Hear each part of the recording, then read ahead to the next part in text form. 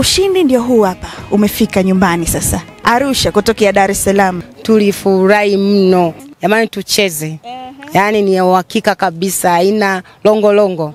PMBet ni yenyewe. Ni www.pmbet.co.tz. David Ouma, namna ambavyo anafanya ni kama vile anasherehekea pale katika benchi la ufundi.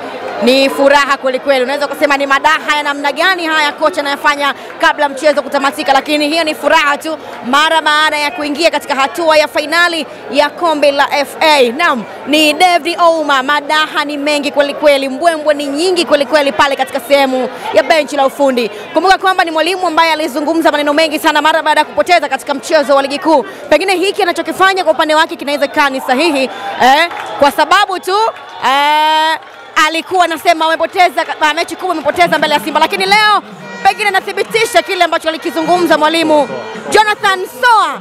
Ishara anazofanya pale ni kwamba wamemaliza mechi hapa katika dimba la Tanzanite Kora. Namna ambavyo maliza Soa anaenda kumpa mkono mwamuzi ule mshika kibendera katika line 2 kwa upande wa Singida Black Stars. Jonathan Soa, moja kati ya mchezaji ambaye amekuwa mchezaji ambaye amefunga katika mchezo huu leo, akipeana hug ya moto kwa kweli pale na sehemu ya benchi la ufundi. Hivi ndivyo ambavyo mchezo unatamatika hapa katika dimba la Tanzanite Kora, ikiwepo Singida Black Stars amefanikiwa kuingia katika hatua ya finali ya FA na anakwenda kucheza na bingwa mtetezi ambaye ni Young Africans.